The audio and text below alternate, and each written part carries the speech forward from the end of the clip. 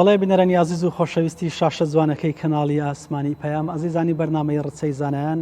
دووبارە سەلام و ڕەحمەت و میهرەبانی خوای گەورەتان لەسەر بێ. خۆشحاڵ و شادمانین کە لە ئاڵلقەیشتری بەرنامە بە خزمەتی بۆ عزیز و خۆشەویستە گەینەوە. خۆشەویستان وەکەوەی کە بەڵێنمان پێداین لە خزمەتی پلە و پایە و پێگە و زانستی ڕێزدار جەناب مامۆستا مەلا عەبدولقادری بەحرکەی لە خزمەتەوەی خۆشەویستە لە بەشی دووەمی بەرنامە لە خزمەتەوەی خۆشەویستە بەردەوام بین لەبەرەوەی سیرەت و پێگەی مامۆستا بەڕێزا پڕێتی لە سەروەری مامۆستایە کە نزیکی 70 دانە ساڵ لە خزمەتی حوزرە و مەدرسەی شەرعی بوو بێ ئێمە هەر چەندی خزمەتی بکەین هێشتانە هەرکەمە بۆیە لەگەڵمان بن لە بەشی دووەمی بەرنامە خوددا یار بێ بتوانین خزمەتێکی تر بە خزمەتی مامۆستای بەڕێز و خۆشەویستمان بکەین. ئەوەی عزیز و خۆشەویستیش لەگەڵمانە بینەرمن.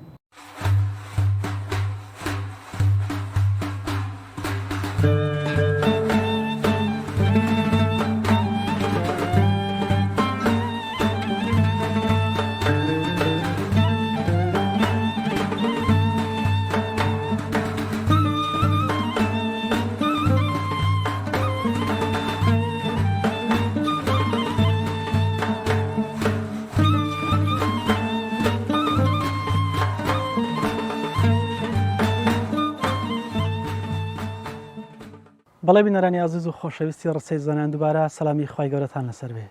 لا بەش یەکەمی بەرنامە ئاماژەمان بەوە کرد کە خوددا یار بێ لە ئاڵلقەی داهاتوو درێژە دەدەین با سەربردە و پلە و پێگە و خزمەتی جەنابی مامۆستا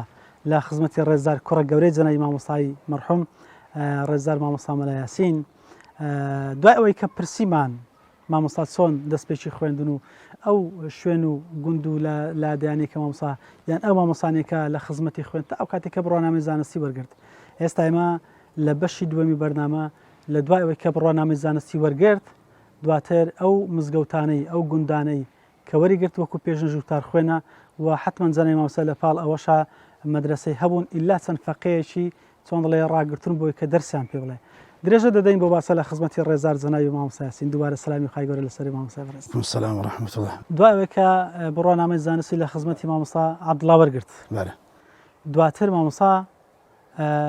ڕۆیشتە چی یەکەم جار کە وەکو گوندی سماخۆک لە ساری 1950 نێزیکە لە شاری ئاکرێ لە قەزای ئاکرێ نێزیکە لەوێن دەرێ بووە پێشنوێژ و تارخوێن و وانە بێش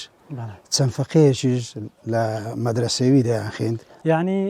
فەقەیەکان بەرێ پێشتر لەوێ هەبوونیان ئەوتەکە لەگەڵ خۆی بردن چونچنەکە ئەو گوندە مەدرسەی نەبووە. یعنی مامۆستا کە ڕۆیشت بەرێ فەقەیەکان لەگەڵ خۆش فەقێشی لەگەڵ خۆ برد. ئەو فەقیانێکەوە لە مەدرسەی سماقۆچی لە کنبابمیان دەخێند مامۆستا مەلا سەدیقی قوشتەپەی، مامۆستا مەلا ئیبراهیمی شێختەهای، مامۆستا مەلا محەممەدی قەپەشیان، مامۆستا محەممەدی بەنێنانێ، مامۆستا مەلا عوسمانی برازای. ئەو پێنج فەقەیە لە مەدرسەی بابم خوێندیتیان هەتاکو کە مستعید بوو لەگەڵ خۆی ئەوانەی بردیان لەوێ ڕاهاتن لە شوێن بردی لەگەڵ خۆی بردن لە بەحەرکەی ڕا وتیان ئەمە پێمان خۆشە لە خزمەت مامۆستا مەلا قادری بخێنن مام مەلا عەبدوڵڵاش ئیزنی دان کە شوێن دەرێ بەرێ مامۆستا کە لەوێ چۆن دەڵێ خەڵکی ئاوای و دەور و بەرزانیان مامۆستایەک هاتووە فەقێشی لەگەڵ ئەخەکە سەردانی گوندەکەی کرد پێشی ئەوەی مارە خۆی باتن مەبەستم ئەوەیە مامۆستا بەرێ کە زانیان فەقەی ڕادەگری مامۆستا ئەو ئیرادە و توانای هەیە کە بتوانێت دەرسی مەلایەتی بڵێتەوە فەقەی در نەهاتن لە لایدی فەقەی ئەخەند برێن مەدرسەی دیکەش هەبوو سوسنان هەیە گوندەکە لە نێزیک سماقۆچی ئەوش مەدرسەی هەبوو ئاکرێش مەدرسەی گەورەی هەبوو ئەوجا فەقەی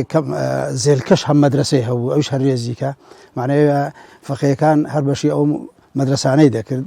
بابشم 4-5 فەقەی لەکن بوون کە دەرسی پێدەگوتن هەر لە ساری شێستویەکیش لە خزمەت مام مەلا عەبدوڵڵا سەفەری حەجی کردیە بابم لە گوندی سماقۆک لە ساری 1961 سەفەری حەجی کردیە. مامۆستا ڕاگررتنی فەقەی ئاسان نییە بۆی کە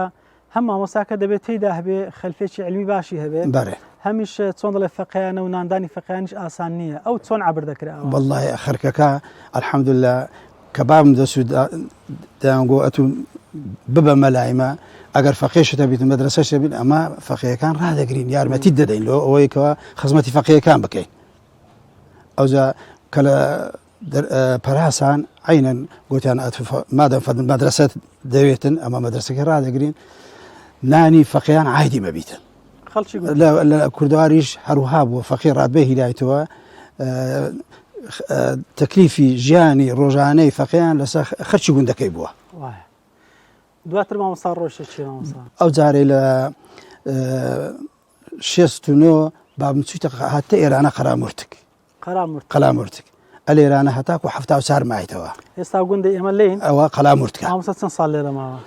برێن 6 ساڵ لێرە مایتەوە. مامۆستا لە قەلامورتک 6 ساڵ لێرە ماوە. 6 ساڵ لێرە ماوە. هەم وتاریش دەخوێندەوە، هەم پێشنوێژیشیە کرد، لە پاڵ ئەوەش حوزرەشی هەبوو مەدرسەیە. ئەو مزگەوت تازەم چات دەستکاری کراگەنە هە لە جێی خۆی دروست کرایەوە بەس گەورەتر کرایە. بەڵێ ئەگەر لە عینی جێ دروست کرایەوە. فەقیەکانی ئەو سات دەبیرن مامۆستا؟ فەقیەکان لەبیرێ یەکیان وفاتی کردەوە. بەخۆت چی ئەو کاتی مامۆستا؟ بەرێ بەخۆت ئەم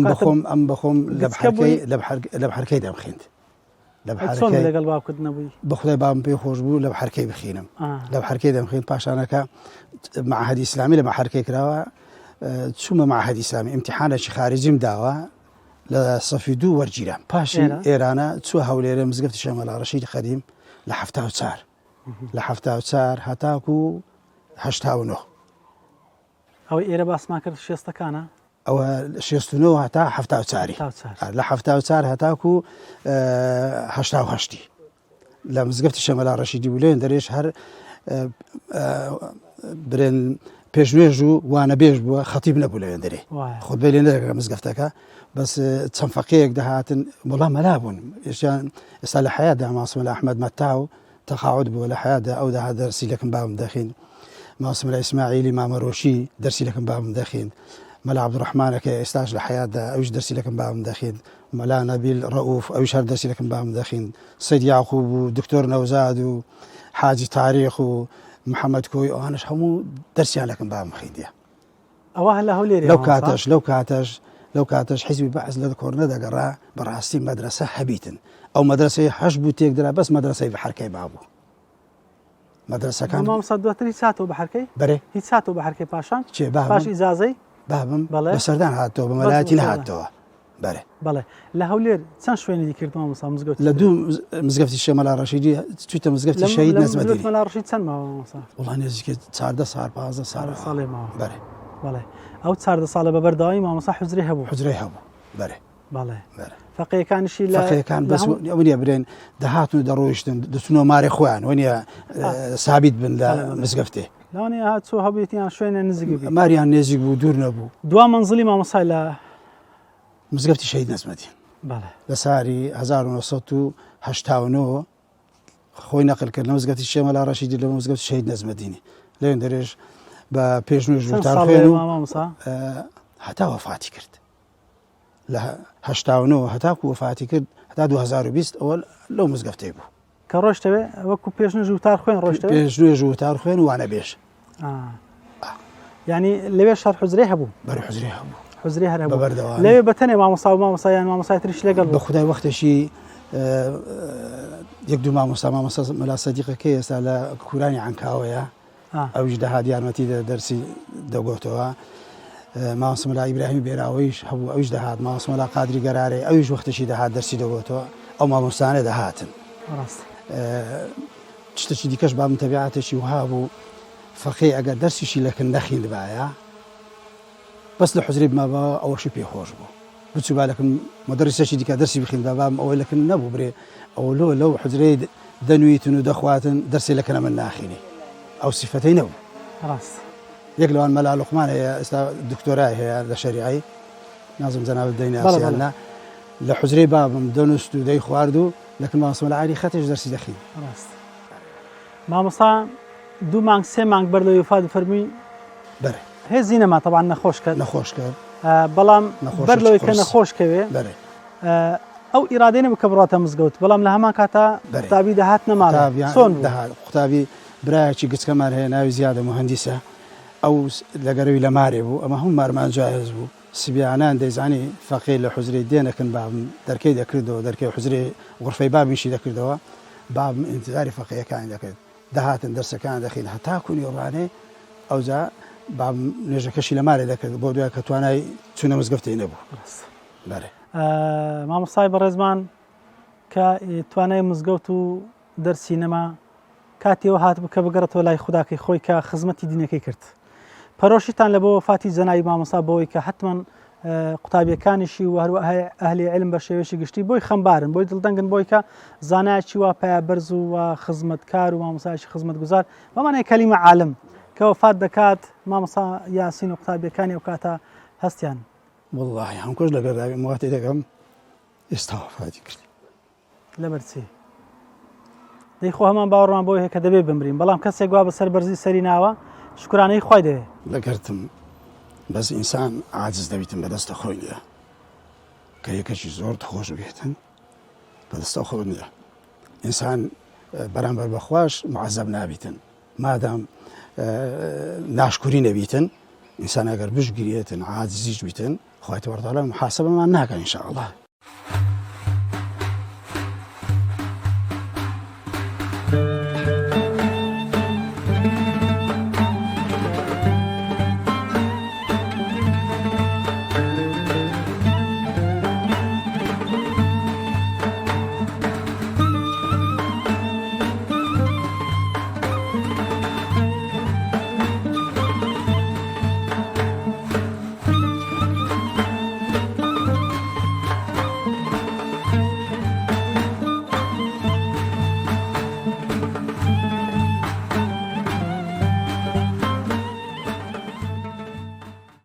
زۆر مامۆستا ئینسانێکی بەڕەوشت بوو ئینسانێکی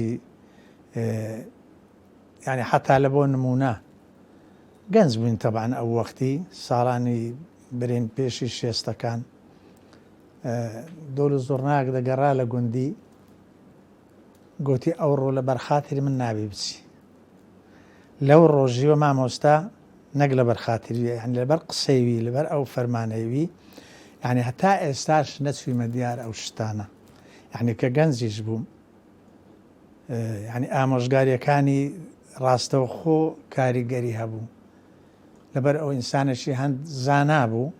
زۆر بە تەقواش بوو ئینسانێکی بە شەخسیەت بوو نەفس بەرز بوو یعنی هەر چەندی وەسفی بکەیت تەواو نابی مامۆستا لە ڕۆلی ئەوە بوو یعنی هەموو کارەکانیان بەوی دەسپارد بە هەموو ئیشێکی هەردەستا هەر کێشەک هەبایە ئەو مامۆستایە یعنی دەریغی نەدەکرد کێشەکانی لە بۆ هەڵدەکردن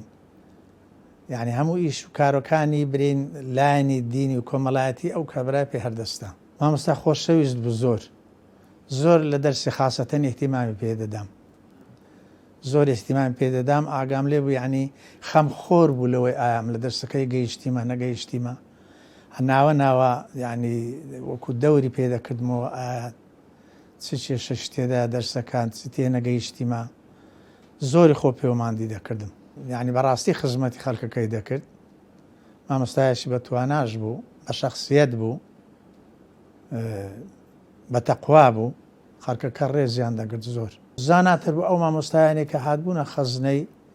ئەوەی ئەم دیت بم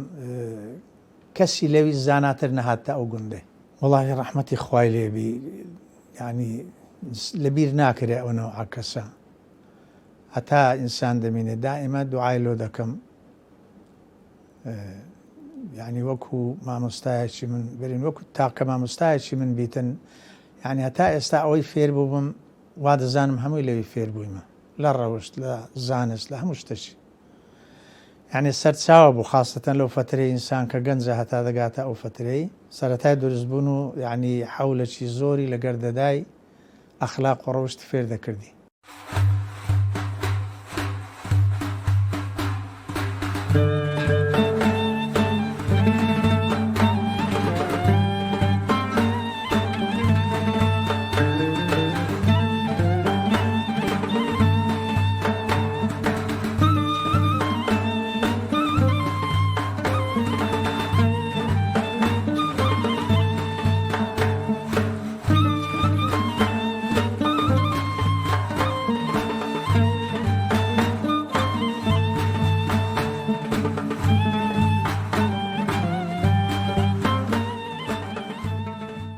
جا هەڵکەوتوی جەنابی مامۆستا بۆ منە ببینەران بڵێ بەڕێستان لە خزمەتی جەنابی مامۆستا بوون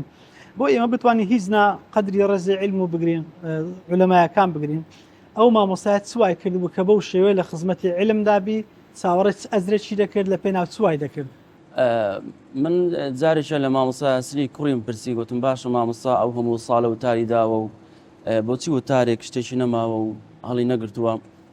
فەرمی باوکم وەکو مامۆستایەکانی ئێستا نەبوو باوکم بە هیچ وازە حەزی بە دەرکەوتن نەبوو پێی خۆش نەبوو دەربکەوێتن ئەوە هۆ کار بوو کە مامۆستا دەرنەکەوێت حتا زۆر جارێکە ڕسمشمان دەگرتەوە ئیزنی ئەدا بەڵام زۆریشی پێ خۆش نەبوو ئەماش پێما ئەڵێ کە مامۆستای خلاصیەتێکی زۆری هەبوو بەڕاستی وەفای قوتابی لە بۆ مامۆستایکی ئەوا دڵسۆز بەڕێستان لە یادتانە بۆی کە ڕۆژانە دوعای لە بۆ بکەنەوە لە هەمان کاتچە بتوان خەسڵەت و سیفەتی زەنەی مامۆستا هەم بە خۆتان جێبەجێکردن هەمیش بە خەڵکی ڕابگەن کە ئەوەی کە خەسارەتمەندی دنیاە دوورکەوتنەوەی لە علم و ئەهلی علم ئەوەی کە معریفەت و تێگەشتن و پێگەشتن هەم لە دنیا هەمیش ئەزر و پاداشی دوا ڕۆژ لە خەیاڵ و هزنی زەنای مامۆستا بوو بێ مەبەست وەفامانە بە وەفات لە بۆ مامۆستای بەڕێز بە مختصری من ئەگەر کەسێکم خۆش بێتن زۆر جارە بووە لە خۆن بینیمە من 2 ساڵ پاش ئەوەی کە مامۆستا وفاتی کرد تاکو لە ژیاندا بەردام ئەگەر لە خزمەتش نەبا بە خەون ئەچمە خزمەتی یعنی لە خەونم ئەبینیم 2 ساڵ پاش وفاتی گوتم باشە من بۆچی مامۆستا لە خۆن نابینم حەزم لێ یعنی کە وفاتش کرد بەڵام جار جار دڵم ئاو بخواتەوە لەو ماوەی هەستم کرد کەم تەرخەمەیەکم ئەوش کەم ئەچمە سەر گۆڕەکەی خۆ ئاگادارە ڕۆژێکیان چوومە پاش 2 ساڵ چوومە سەر گۆڕەکەی لەو ماوەی دەچوم یان 1-2 جارترش چوو بووم بەڵام کەم بوو بەردام لەم خەیاڵاتانە بم بۆچی مامۆستا نابینم یعنی هەست دەکەم لە مامۆستا دوورم لە پاش وفاتی ڕۆژیان چوومە سەر گۆڕەکەی و زۆر دوعام بۆ مامۆستا کرد و مامەوە هەمان شەو کە هاتمەوە بە خزم مامۆستا گەیشتم هەستم کرد کەم تەرخەمێکی خۆم ئەوەیە بەڕاستی دەبێت زیاتر دوعای بۆ بکەم و چۆن دەڵێ مامۆستا لێت تووڕێ کە زیارەت نەکردووە بالضبط یعنی کە چوومە سەر گۆڕەکەی چکەم مردووەکو مامۆستان کە شارزان ئەو مردووانە ئاگاداری زیندوەکانی کاتێک بەلاشە ڕۆشتی و بە ڕۆح هاتەوە خزمەت بالضبط ئەرێ والله یعنی بەم شێوازە هەمان شەو یعنی 2 شەو 3 شەوی پێ نەچوو ئەو ڕۆژێک کە چووم نیوەڕۆ بوو بۆ ئێوارەکەی بە خزم مامۆستا گەیشتم لە خەوەندە مامۆستا بەڕێزەکە شەک لە ژیانی زەنای مامۆستا وەکو سەربردەیەک لەتیفەیەک یانەوە تا باسێک کە مای ئەوەی بێ بتوانین سوود لێ وەربگرین بۆمانی باسکەی مەمنون جەنابتێن والله مامۆستا ماشاءالله مەجلیسی زۆر خۆش بوو یعنی کە لە مەجلیسدا ئانیشتی بە ئاسانی بێزار نەدەبووی مامۆستا قسەکانی یعنی مەجلیسەکەی بەڕاستی پڕ بوو لە بەرەکەت و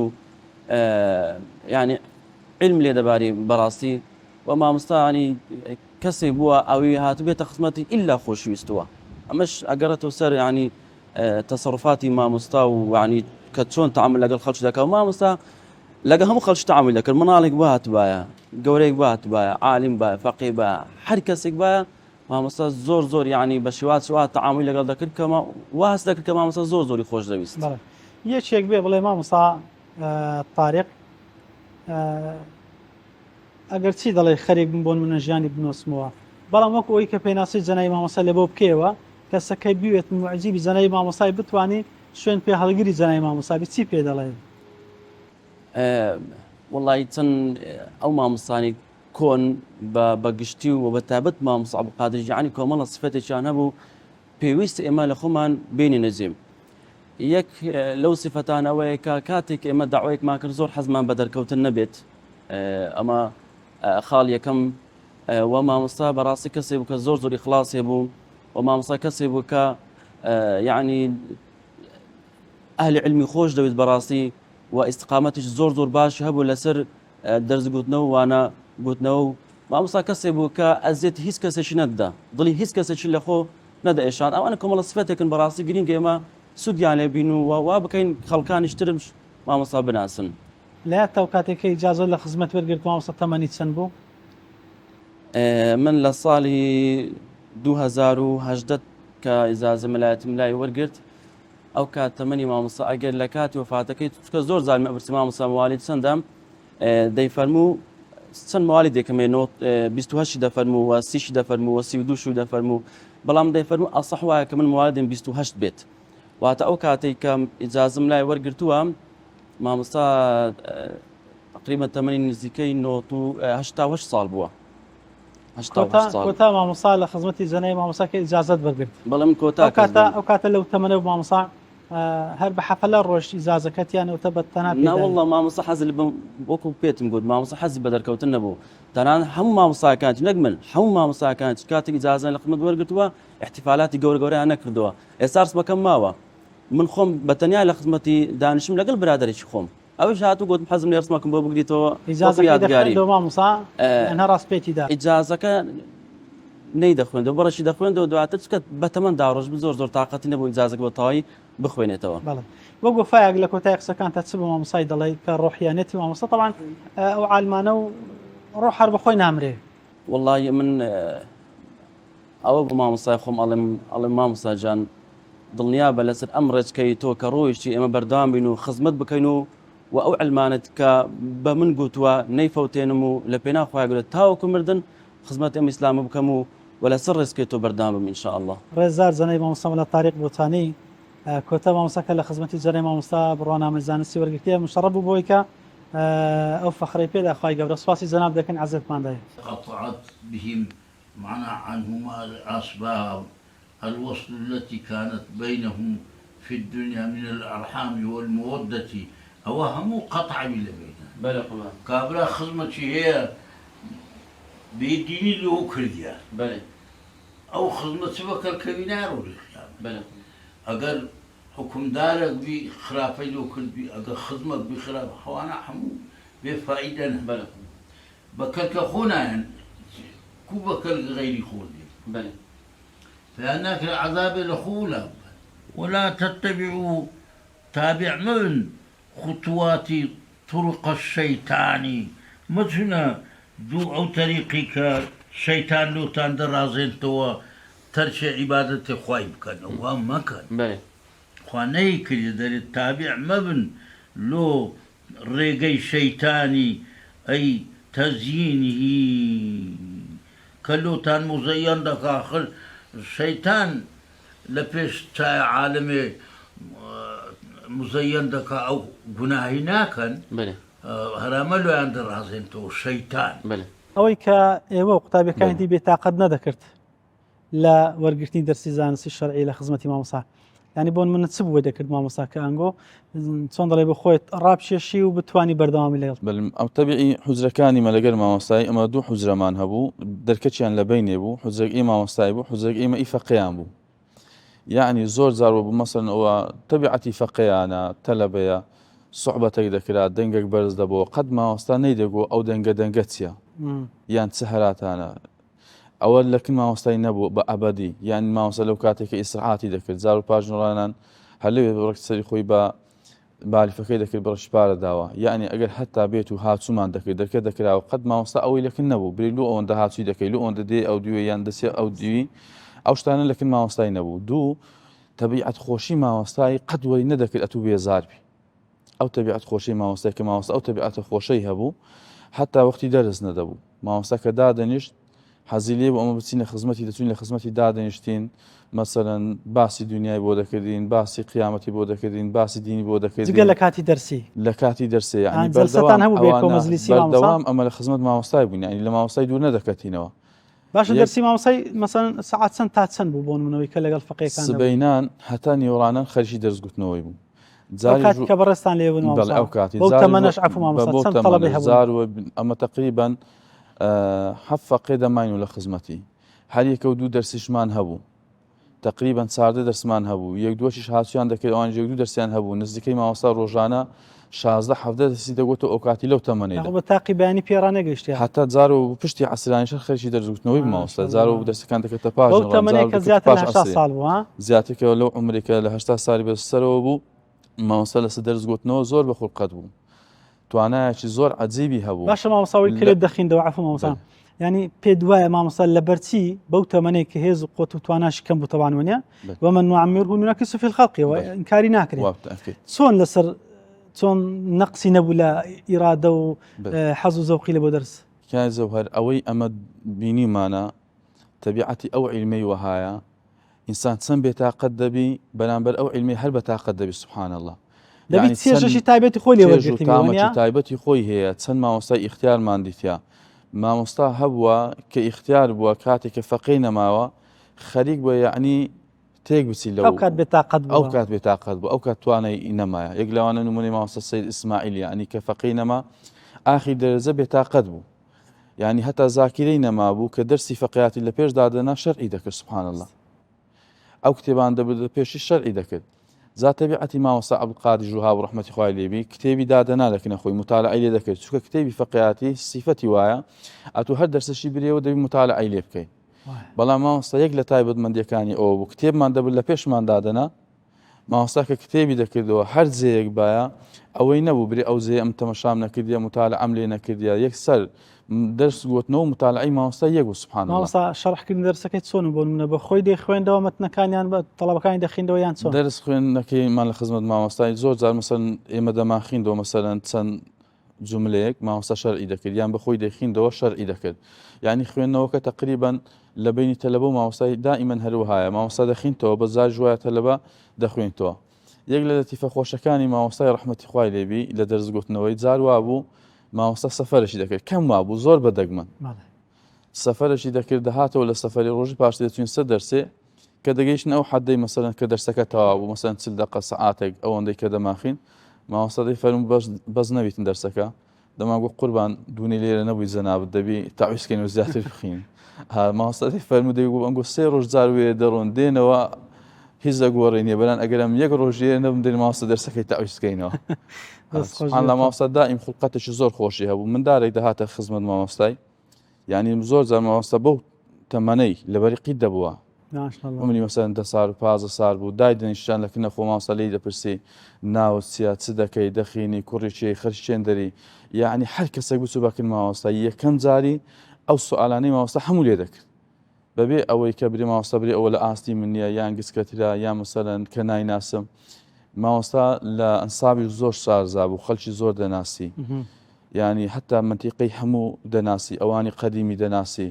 کەم کە زوا بێتە خزمەت مامۆستای کە خۆی و ناونیشانی برێتن مامۆستا نەیناسی کەم کە زوا بوو هەمووی دەناسی سوبحان الله دەلال لەوەی دەکات کە مامۆستا مامۆستایەکی کۆمەڵاتیش بوو مامۆستایەکی کۆمەڵایەتی بوو مامۆستایەکی خزم دۆست بوو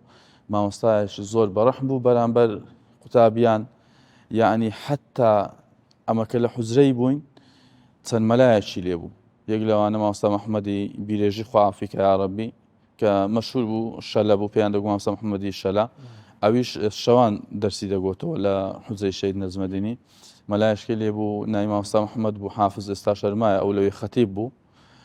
مامۆستا ئیبراهیمیش بەردەوام دەهاتەوێ مامۆستا ئەحمەد هەبوو ئەویش دەهات کە مەلایەک دەهاتن ئەوانە یعنی حتا مامۆستا پێی ناخۆش بوو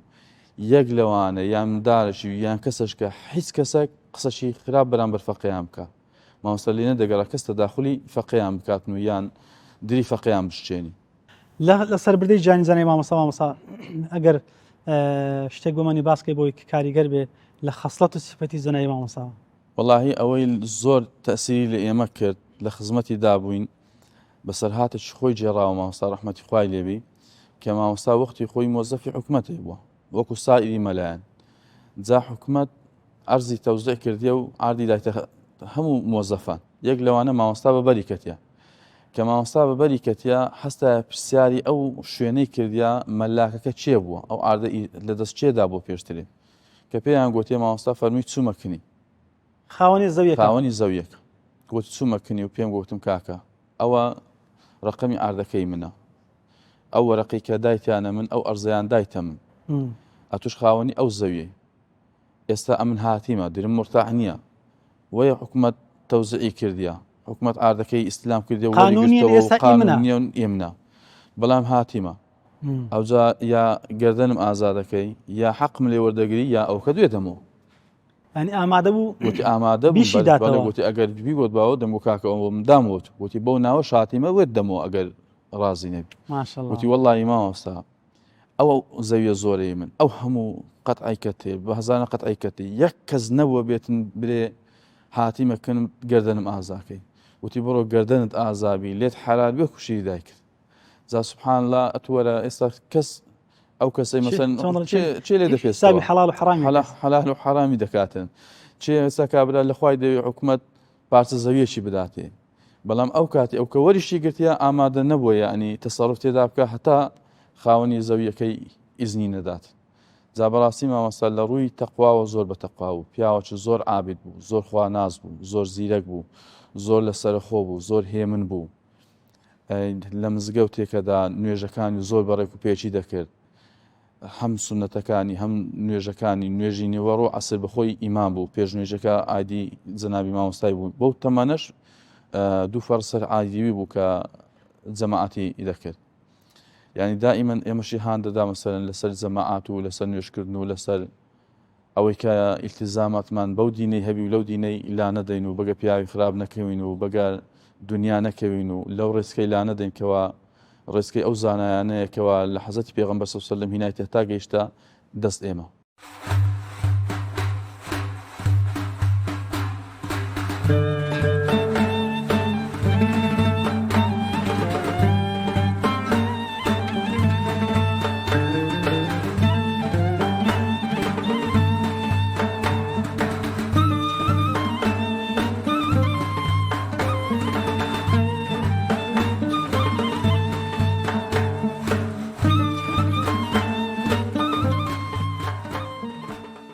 باسی علمی مامۆستام لەوە کە مامۆساوی کە بەڕەسان لە خزمەتی 5 ساڵ زۆرە وانە ینی ئەو علمی کە لە مامۆستا وەردەگرت پێویستی دەکرد بۆی لە بە بەعشاری خۆمان بڕێن لە پەناو پەسیوان تەکید کێوە فلانە فتوای فلانە زانستی یان زۆر قەناعەتت پێی نەهاتبی یان ئەوە تا بە پاڵفتەی پێی دای بۆی کە پێویست نەبی لە شوێنی ترا بۆ نوێن بۆ دووادا چوین لە بۆکەی مامۆستا بەشێ ئەوە خوێنەوار بوو کە پێویست بەو شتانە نەکات چکە ئینسانە کە زیاتر لە 65 ساعت تەدریس بکە وچی دەرێگە هەر شتێکی برێتەوە لە لای ئەوی بە سوورەی فاتحە حەقیقەتەن مامۆستا زۆری تەدریس کرد بوو کە دەرسیشی پێگوتین بە تایبەت برێنجەم الجەوامع کە یەکە لەو کتابانە لە ناومەلایەن مەشهورە بە کتابەشی ڕق و وشک ینی شەرحکردنەکەی بڕک ئەستەما مامۆستا بە شێوەشی ئەو تۆکە شەرحیا کرد کە دەرز بووە هیچ جارەشی متاڵعام نەکردی و نەمگوتیتەوە بەڵام ئیلە الآن فەهمەکەی کە لە زاری مامۆستا وەرگرتووە ئیلە الآن لە مێشکم ماوە بەبێ ئەوە کە بگەڕێمەوە سەری ینی ئەو مەسائلی زۆر تدایە جەمع و جەوامع بۆ نمونە بەڵێ جەمع و جەوامع با بڵێن مەسائلی زۆر تدایە چۆن دەڵێ با بڵێن وشکە بەڵێ ینی دەیتوانی بەو شێوێ تەڕی بکە کە زوو حاڵی بن ئێوە تێدا بێگومان ئەوجا ئەمەشی پێت ئەلێم ینی سەرسامیەکەی مامۆستای ئەوە بوو مامۆستا زۆر بە وردی دەرسەکانی یەکگوت و شەوشە ئەیگۆ زۆر لە سەخۆش بوو لە دەرس گوتنەوە ینی لەوانەیە دەرسەشی مامۆستای لە نیو سەعاتی تێپەڕی باە ینی جاروە بووە دەرس هەتا 40 دقیقە 50 دقیقەش ڕۆیشتە مامۆستا زۆر لە سەخۆ دەرسی ئەگۆ و شەش شەرحیا کرد ینی پەلەی نەبوو لە دەرس گوتنەوەکەی لەبەر ئەو وردەکاری و شەوشە گوتنەش کە تو لەکنت دەخین ینی هەستی بەرەکەتە چیش دەکرد ئەو مامۆستا بە تەمەنانەی کە ئەمە بە خزمەتیان ناگەیشتینە زۆر جیاوازن لەگەر جیلی ئێمە ینی هەستت ئەکرد قسەکانی شێوە بەرەکەتەچی تێدا هەیە کە هەلە خۆیەوە کە عیبارەتی کتابەکە یەخیندەوە ئەوەندە بە جوانی و علمەکەی فێر ببوون دقیق عیبارەتەکانیان نەخیندەوە ینی ئەتوو ئەگەر زۆر مستەواشت بەرز نەبا پرۆکە تەرکیزت بکرد با گوێ لە ڕاگر بە مەحزەن ینی بە خوێندنەوەی عیبارەتی مامۆستا لە دەرسەکە حالیە بووی 5 ساڵ لە خزمەتی جەنای مامۆستا بووی بەڵێ بەردەوەی کە بۆ بڕوانامەی زانستی وەربگری ئەوەی کە کاریگەر بۆ زیاتر لە خەسڵەتی مامۆستا لە دەرسی مامۆستا لە علم و لە کەساتی مامۆستا کە پێی کاریگەری بوو بیلیا دەبێ بەڵێ یەک لەو شتانە ئەوە بوو کە مامۆستا بەڕاستی خۆم پێی سەرسامم لەو تەمەنە زۆرە کە لە سەروی 80 ساڵی نێزیک 90 ساڵی ئەو مامۆستایە ئەوەندە بە زەوق بوو لەسەر دەرس گوتنەوەی ینی تەسەور کە ئەگەر لە لای بای زۆر پێسەیر ئەبوو ئینسانێک لە تەمەنی گەنجی خۆیان ئەو شەوق و زەوقەی نەبوو ینی ئەو مامۆستا ڕێزدارە لە سەعات 8 و ینی 9 ئەوە دەهاتە مزگەوت ینی بەیانیان کە هاتە مزگەوت ئەو نوێژی بەیانیشی دەکردەوە ینی داهات ینی لە ماڵەوە کە نانی ئەخوارد ینی 8 و 9 کە مامۆستا حەبی هەبوو نەخۆشی زۆر بوون لەو دوایە کە اختیار بوو هات لە مزگەوت ئەوەلەن چەند ڕکات سونەتی ضوحای ئەکرد ئەما سونەتەکەی ئەوەندە بەتامە کرد یەک لەو شتانە خەقەت لە بیری ناکەم ئەوە بوو بەردەوام ڕۆژانە بەرێ کە دەهاتە سەر جێگەی خۆیان لە سەد گوردەکەی خۆیان سونەتی چێشتەنگایە کرد سونەتەکەی ئەوەندە بەتامە کرد خۆت حەزت ئەچوو بە پێوە ئەیکرد بەڵام هەرکەس لە دیاری بە تامی لە نوێژەکەی ئەکرد نانی حەزت ئەکرد ئەو نوێژەی بکەیت تێکەڵ دەبوو لەگە بەڵێ زۆر بەتام و لەزەت نوێژەکەی ئەنجامەدا پاشان کە دائنیش لەسەر جێگەی خۆیان دەستی بە دەرزگوتنەوە کرد ئەو مامۆستا بەڕێزە بێ ئەوەی ماندووبی بێ ئەوەی بێزاربی وەڕزبی لەو تەمەنە گەورەی خۆیان حساب کە لە سعات 9 3 سعات هەتاوەکو نیوەڕوو بانجی نیوەڕوو ئەوە خەریشی دەستگوتنەوە بوو پاشان کە دەچۆوە ماڵێش تۆزێک ئیساحەتی ئەکرد و نانی ئەخوارد کە لو نوێژی عەسر ئەهاتە مزگەوت بە هەمان شێوە نەدەچەوە هەتاوەکو مەغریب هەر دەرسیشی ئەگوتەوە بەردەوام و لە دەرزگوتنەوە هەتا نوێژی مەغریبیشی ئەنجامەدا جیانی ئەو تاقەی مامۆسا ئەو زەوقەی مامۆسا بەڕاستی شتێکی سەیر بوو ینی دەکرێت برم گەورەترین کەرامەتی مامۆسایی بە ئینسان لەو تەمەنە پیرەی بتوانی ئەو نەوع شەوق و زەوقەی لەسەر بەخشینی علم و زانستا هەبێت حتمما قوتابی ڕنگدانەوەی مامۆسای لەسەری دەبی زۆر کات کە خۆشی بێ مامۆستاش دڵسۆز و چاک و پاک بێت دەکرێت پێم بڵێ مامۆستا محەممەد هیچ ڕنگدانەوە و یان جێبەجێکاری هەندێک لە خەسلەکانی مامۆستا لە تودا هەبن پیاوی باش حقیقەتەن ئەمە هەموو شتمان خۆم ینی علمەکەم زانستەکەم هەتە لایەنی ئەخلاقی هەندە شتی سەیری مامۆسا یەک لەو خەسلەتە تایبەتمەندیانەی مامۆسا ئەوە بوو کە ئینسانەکی هەتا برێ بێ نەفس و خاچی بوو ینی ئەگەر هەر کەس بچوو باکنی با زۆر لەویژی بچووکتر باە ینی مناڵەشی بڕک فامی هەبا کە مامۆسا لەگەری ئەدووە ئەتو ئەگەر لە دەرێ گوێ لە مامۆسا ڕاگر بە وەت ئەزانی لەگەر ئینسانەشی بەتەمەن و گەورە مامۆسا قسە ئەکا و توێژ ئەکا ینی ئەوەندە بەڕێز و ئەوەندە بێنەفس و خاچی بوو لایانی لە ڕووی علم لە بەخشینی علمیشا زۆر بێوێ نەبوو ینی وچی باسی حاتەم ئەکەن لە سەرۆت و سامانە لە بەخشینە بوویتە ضرب المەثل بەس ئەگەر برم ینی لەوانەیە بەخشینی حاتەمی لە ئازماوەسای لە جیهەت علم بەخشینەکەیە لەوانەیە کەم بیت چونکو مامۆستا ئەوەندە حەزی ئەکرد لە دەرزگوتنەوە علمەکەی ببەخشی هەتا ئەگەر ئەتو هەر کتابەشی بربا بەردە مامۆسای نەیدەگۆ کتابەی نارم هەتا ئەگەر کەسێک سیپارەی بوو بربا بەردە مامۆسا لەو تەمەنە پیری خۆیە ینی ئەو شەوق و زەوقەی هەبوو نەبرێن وەرز زۆر مامۆسا تااقەتی ئەوەی نەبرێن سیپارە برێتەوە ینی دەرسەکی ئاوا نزم بابرێن ئابێتەوە برێتەوە مامۆسا ئەو شتانەی لەلا نەبوو سیپارەت بباکنی دزوعەمەد بباکنی مامۆسا بەو پەڕی شەوق و زەوقەوە کو کتابە بەرزەکانی ئەگۆتەوە هەکەجا ئاوەش ئەو دەرسەی بە تووڕاگەیان ینی مامۆستا هەتا برێ لەو جیاتەی خاچی و بێنەفس و سەخی تەبع بوو لە عیلمەکەی خۆیان لە بەخشینیان لە جیهەت حەیا و خۆپاراستنی مامۆستای کە یەک لەو شتانە کەم لە مامۆستام دیت کاتێکەوە لە خزمەتی بەیانیەکی دەرسم دەخوێن لە خزمەتیە ئافرەتەکی گەنج مناڵەشی بچوشی لە دەست بوو هاتە مزگەوت سبەینە زووش بوو ینی مامۆستا تازە برێن نوێژی سەلات و ضحای کرد و دانیش بوو ئەمیش تازە هاتبووم کوا دەست بە دەرسەکە بکەین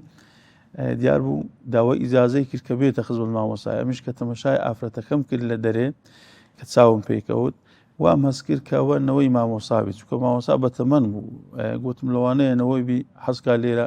ئەحوال پرسینی مامۆسا زیارەت بکە ئەمیش پێم گوت بە مامۆسای ئافرەتێک لە دەرەیە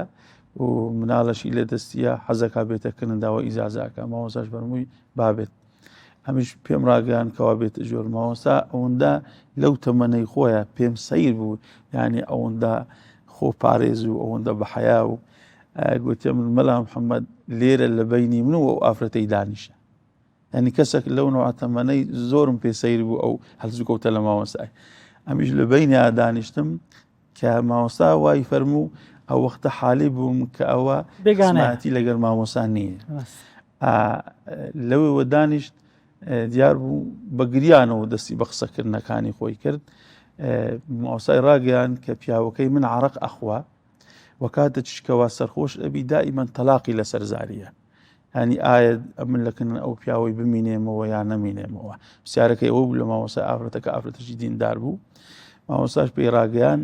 ئەوە پرسیارە ئێتونیە ئەتو دەبی بچیەوە لای باوکت نەچیەوە لای مێردەکەت بە باوکت ڕابگەینی باوکت و مێردەکەت بێنە ئێرە و پرسیاری خۆیان نابکەن ڕاستەخۆ کە لێیان حالی بن و مەبەستیان چووکە تەلاق مەسەلەشی بڕک صعبە ینی قورسە بەڵام مەچەوە لای پیاوەکەی خۆت ینی ئێستا بڕۆ لای مالی باوکت لەکن باوکتە تا ساغی دەکەینەوە بەرێ مەچەوە لای ئەجەمەوەسا ئەو قسانەی بەو پەڕی نەرمونیانی و ئامۆژگاری ئەکرد لەگەر ئەو ئافرەتەیە ئافرەتەکە ڕۆی بەڵام ئەوەی کەمنی سەرسام کرد ئەو هەرچی کۆتەی مامۆسا بوو لەو تەمەنە پیری خۆیە جامش لە بۆ مامۆسای کەەوە لەوانەیە کەمترین شت بی کە بەندە بەقەت لە دەست هاتنی خۆیان لە دەستی هاتبی و لە ئاس مامۆسا بیرێم و باسی بکەم یادی مامۆستا ئەەکەم خەمی دڵ بەبا ئەەکەم بەڕیش سپی بەفری یادی شەرمی خوا ئەەکەم بە پاشی مێزەری ئەو هەستی عیزەتی ژیانەکەم بە عەبا و بەرجی شۆڕی یادی ئەنبیا ئەەکەم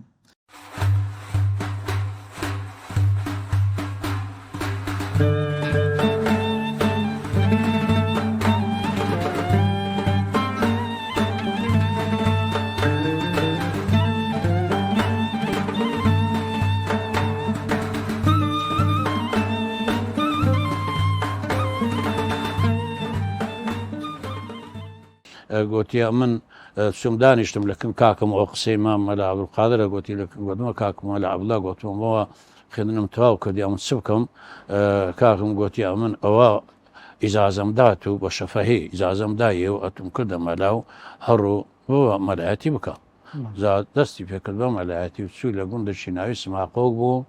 تقریبان 15 کیلۆمەتر لە ڕۆژئاوای ئاکرەیە لەوێن دەرێ بووە مەلا چەند جماعەتە فەقێهێکیشی دەگەرە خۆ برد یەکەچیان لەوان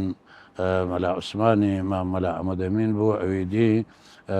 مەلا سەدیقی قوشتەپەی بوو کە ئەوڕۆ لە کنەوی بوونەوە بوو یەکەچی دیکە مەلا سولێمانی مام مەلا عەبدولعەزیز بوو فەقێهێکی دیکە بوو ناوی مەلا یوسف بوو کادانی زێباری بوو هەندێکی دیکەش بوون بۆی بیربن ماینە تەواو مامۆستا دەبی پلە و مەقامی مەسەن تاڵب العلم و یان ئەو مامۆسای کە زانستی شەرعی دەرێتەوە دەبێت چ مەقامێکی وا بەرزی هەببێ ئاوا حاڵی ببێ لە شەرعەکە مامۆستا هیچ کات سلی نەکردێ بۆی کە بەردەوام زانستی شەرعی بڵێتەوە یعنی لەو مەقامە بەرزە حاڵی ببوو کە چ ئەزرێکی هەیە لەلایەن خوا وڵی ئەوانە خۆیان هەمووی لە پێناوی دینە ئیسلام ئەعزایان بەدەنیان ڕوحیان گیانیان تەمەنیان مالیان هەمویان سرف کرد لە پێناوی خزمەتی ئاینی پیرۆزی ئیسلام بە جوایان دەزانی ئەگەر سعاتەشی بێ خزمەتی ئاینی پیرۆزی ئیسلام بی ئەوە خوان بە تاوانبار دەزانی ئەو زەلوێ یان نوێژ و یان عیبادەت بوو یان تاعەت بوو یان دەرزگۆتنەوە بوو ئەگەر وێ ئیشبانە ئەوە کتێبیان دەنووسیەوە یان کتێبیان سادە کرد ئەو ئیشانە قەتعیەن تێز لە حەزەیەکی دەقیقەیەکی لە ژیانی خۆیان بە فیڕۆ نەدەدا هەمووی هەر لە خزمەتی ئاینی پیرۆز بوو هەمووی هەر تاعەت و عیبادەت و خواناسین بوو بۆ مامیشم یەک بوو لە ئەندامی لێژنەی بالای فتووە تقریبا 20 ساری هەتا وەفاتی کرد هەتا پێی دەکرا بچی هەر دەچوو لە دوای کەوت لە بە نەخۆشی پێی نەکرا بچی هەتا ئاخیر ژیانی مەجلیسی مامۆستای بۆن منە مامۆستا لە ئەوراد و مەجلیسی هەر لە مەدایحەکان مەجلیسی وەعز بوو مەجلیسی وەعز بوو زۆر لە ئەنسا بوو ئەو شارەزا بوو نەسەبی خەرکانی لە خەرکان بەعز دەکەدەوە فرا کوڕی فرانیە و کوڕی فرانیە و لەوەی خەرک شارەزایی یەکدی بوو یەکدی بناسی و دەگەر خەرچی کە دادەنی زۆر بە مزامەلە بوو بێفیز بوو داعیە و تەکەبور ئەو شتانەی نەبوو نهائیەن زۆر متەواڵع بوو لە ناحیەی ئەوەی مادیش زۆر سەربرند بوو قەتعیەن خوازۆک و ئەوە نەبوو داوای شتی نەدەکرد لە کەسان یان بەسی مەدحیە کەچی بکایان خزمەتیە کەچی بکە لەوەی لۆ مادەی ماری دنیا لەوەی ئیسیفادەی لێ بکە شتانی نەبوو نهائیان قەت بوو نەزەعادەت بوو هەنجینێ لە سێشەم جمعان فەقیان سوحبەتیان دەکرد و شعرانەیان دەکرد دەگوت و گوندگوندانیان دەکرد و قەسیدەی بڕدیە و ئەوانیان دەخوێندەوە و عادەتی ژوها بوو دەبا چێ مستعیدە ئەوانیان دەگوت بەس دەبێت مستعید دەیخوێندەوە وەکو ئەلان نەوەلان فەقیلەوە دەخوێندنەوە بەس هەنجی مستعید چیان لە هەمان گەورەتر بوو ئەوە مەولای سەلیەکەی دەخوێندەوە هەریەک نەوعا دەستورێکی هەبوو لە خوێندنەوەکەی یا ربی خدایە دەرکەی خێراتمان لێ بکەیەوە یا ربی خدایە ئەو مامۆستایەکەوە بەحسی دەکەین لە ناو ڕەحمەتی خۆتی دابگەری بە بەهەشتی پان و بەرین خۆت شادمانی بکەی لە جەنەت الفیردەوس الأعلای دعوەتی بکەی یا رب العالمین ئەو مردیەکانی خۆمان و مامۆستای خۆمان و مامۆستا مەلاتەیب یا رب العالمین دەگەم مەلایەکانی دیکەش هەمویان مامۆستای وان و فقێوان و هەمویان و ئەوانی کە وەفاتیان کرد یا رب العالمین لیان خۆش بی و ڕحمیان پێ بکەی ئەوانی ماشن یا رب العالمین تەمەند درێژ و ساڵحیان بکەی و بێبەرەیان بکەی یا رب العالمین ئەنگۆش موفق بن ئین شاء الله لەو کارە پیرۆزەیە کە دەتانەوێ ئاسەواری مەلای پێشان زندی بکەنەوە و لەوەی خەرکانی دوایی ببینن بزانن ئەو مامۆستایانە چ خزمەتەچیان کردیە و چ توانایەکیان هەبووە و چەند خزمەتی ئاینی پیرۆزی ئیسلامیان کردیە و ئەو ڕێ و ڕێبازەیوان بینن بکەنە زادەڕێ ئەوانش پێدا بڕۆن و چاویان لێ بکەن لەوەی ئیسیفادەی هەیە ئەنگۆش بە کارێکی زۆر پیرۆز هەرستان و بوونە واستە و سەبەبکار لە ئەو ئیشە خێرەیە کە ژیاننامەی ئەو مامۆستایە گەورەمان بەحس کرد وەش خێرێکی زۆر عەزیم و خێرێکی زۆر گەورە بوو.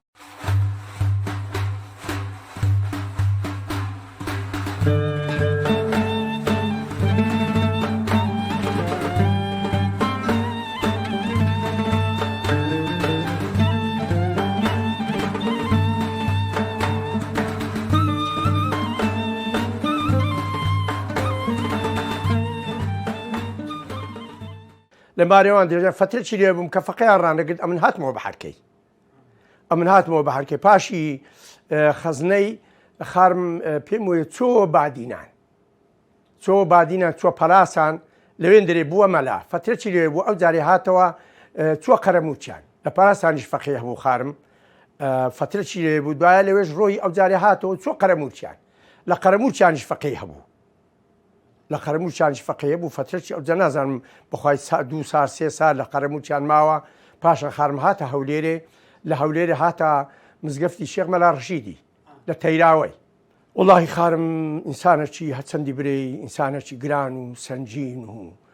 هەرچی بچوو با لە خزمەتی با حەزی لێ بوو فترێکی زۆر لە خزمەتی بمینێتەوە ئەجا چ بە فەقێیاتی چ بە جیرانەتی چ بە میێوانەتی زۆر ڕەفاقەتی زۆر خۆش بوو خارم مەلا قادر ئینسانیش نەرمونیان بوو ئینسانیش قەت تند و تیژیم لە خارم مەلا قادر چاو پێ نەکرد دائیما نەرمونیان بوو لەگەر هەموو کەسێک لەگەر مارێ لەگەر جیرانە لەگەر فەقێیان لەگەر هەموو کەسێکی ئینسانێکی زۆر نەرمونیان بوو قەت تووڕە نەدەبوو ئینسانێکی زۆری زیرەک بوو مەشهور بوو لە نافەقەیان داگۆ مەلا قادر ئینسانێکی زیرەکە لە نافەقەیان هەتا مەلایەکان داگۆ وەڵڵا مەلا قادر هەندێکی دێ ئەمە بە خەیاریشمان دانەهاتیە یعنی ئەوها زیرەک بوو زۆر نافەقەیان زیرەک بوو بەڵام باری کۆمەلایەتی مەسەرەن دائیمە دەستی کورد بوو هەتا چوە بادینان بەرێ هەر چێشە گرفتێک لە ناو خزمان لە جیرانە لە ناسیاران کە خارم بچوو باە ئەو چێشە و گرفتە ئەلحەمدولیا پێک دەهات و ڕێزەکی زۆری لە ناو عالەمی هەبوو خارم مەلا قادر لە ناو خزمان بە تایبەتی زۆر خزمەکان هەر هەمویان خزمەکان برین ئیما خزمەکانی برین خۆی کە لە پشتێ خۆی بوو مارەخارانی کە لە حەرکەینە ئێستاش کۆمەرەکەمانە ئەوانە هەر هەموو ڕێزیانە خارم مەلا قادر دەگرن لەو گوندەی کە ئەمە چوینێ ئەو گوندێک کە پێدێنە سماخۆک ئێستا ئاکرێ نێزیک بووە لەوێ هەر نێزیک بووە لەگە ئاکرێت تێکەر ببیتەوە ئەو گوندەیە 2 بەرەبابی لێ بوو ئەو 2 بەرەبابە بەینیان ناخۆش بوو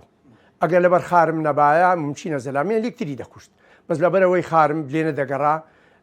ئاشتی دەکردنەوە و نەسیحەتی دەکردن و ئامۆژگاری دەکردن و لەبەر هەندێک ئەوانە ئەلحەمدوللا خین لە بینیان نەڕژە یعنی خارم عیلمەکەی عیلمەشی وابوو یعنی نەک خینەکەی هەمووی بە پوختەیی کرد بوو لە بەخۆی خینەکەی لە بەخۆی بە پوختەی کرد بوو لە خزمەت خارم مەلا عەبدوڵڵای خین بوو بابی مامۆستا مەلا تەیبی بە حەرکەی مامۆستا مەلا تەیبیش فەقێوی بوو مامۆستا مەلا تەیبیش فەقێوی هەتا ڕۆی چوە بادینان مامۆستا مەلا تەیبیش هەر لە خزمەتەوی دەخین لە خزمەت خارم مەلا قادری دەخین لەناو هەموو فەقێیەکانی خارم مەلا عەبدوڵڵا ئەو خارم مەلا عەبدوڵڵا بەخۆی ئەوی هەرجار بوو دەستی دەرسێ بە مامۆستا مەلا تەیبی برێ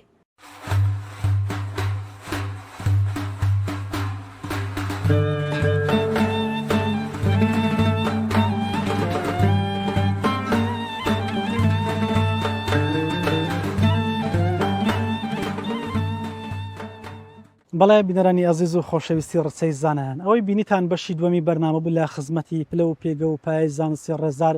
جەنابی مامۆستا مەلا عەبدولقادری بەحرکەی باسکردن لە سیرەتی ئەو مامۆستا پایە بەرزە تەواو نابێ لەبەرەوەی مامۆستا خۆی مەلازادێ و هەر لە سەرەتای لەدایک بوون لە نێو میحراب و مینبەرە چاوی بە دنیا هەڵهێنا هەر لە سەرەتای تەمەنی شەو دەستی کرد بە کۆکردنەوەی زانستی شەرعی تا ئەو کاتێک کە بڕوانامەی زانستی وەرەگرێ مامۆستای بەڕێز دوا بە دوای وەرگرتنی بڕوانامەی زانستی کۆڵ نادا نزیکی 70 دانە ساڵ تەنانەت لە نێو حوزرە و مەدرسەی شەرعی وانە و زانستە شەرعیەکانی بە پۆلێک لە مامۆستایانی ئاینی دەڵێتەوە و تیان دەگەینی و ئامادەیان دەکات بۆ سەر مینبەر و بۆ بەر میحراب مامۆستای بەڕێزمان ژیانی پڕ بوو لە سەروەری بەوەی کە خوددا مەدحیەکاتەوە فەرمێ يرفع الله الذين آمنوا منكم والذين أوتوا العلم درجات بۆ مانایە کە جەنابی مامۆستا تەنها نزیکی 70 دانە ساڵ خزمەتی شەرع بکا و زانستە شەرعیەکان بڵێتەوە دەبێت چ پێگە و پلە و پایەکی هەبێ لەلایەن خودای میهرەبان و وە بۆ هۆیشەوە پێیەکی زۆر بەرزی کۆمەڵایەتی بۆ خۆی وەدەست خست بوو مامۆستای بەڕێز و خۆشەویستمان لە ساڵی 1930 لە کۆڕێ لەدایکە بێت و دوای ئەوەی چەندین شار و شارۆچکە و گوند و دیهاتە گەڕێبەوەی کە هەم مامۆستایەتی تدا بکە وەکو پێشنە ژووتار خوێن لە پاڵ ئەویشە بۆ هەر شوێنێک کە ڕۆشت بێ حوزری تێدا کردوێتەوە و کۆمەڵک فەقێ دەوری داون مامۆستای بەڕێز و خۆشەویستمان لە 2020 لە تەمەنی 90 ساڵیە دڵە گەورەکەی لە لێدا نەکەوێت تەرمی بەڕێزشان دێنە گۆڕستانی شێخ ئەحمەد و ئەلێرە بە خاچ سپێرن دەخوازین و دەپارن کە خوای گەورە بە میهرەبانی خۆی دەرەجەی عالی کات و ئەو مامۆستا بەڕێزانەی کە لە شوێنی خۆی جێهێشتون بیکاتە سەدەقەت جاریە بۆی تەمەنی مامۆستای کوڕشی پڕ لە خێر و بەرەکەتکە سپاسی بینێتانەکەین کە تا ئێستا بە دیار بەرنامەکەمان دانیشتون لە دوعای خێر بێ بەشمان مەکەن تا بێگەیشتنوێشتر بەخوای گەورە سپاردن السلام علیکم ورحمة الله وبركاته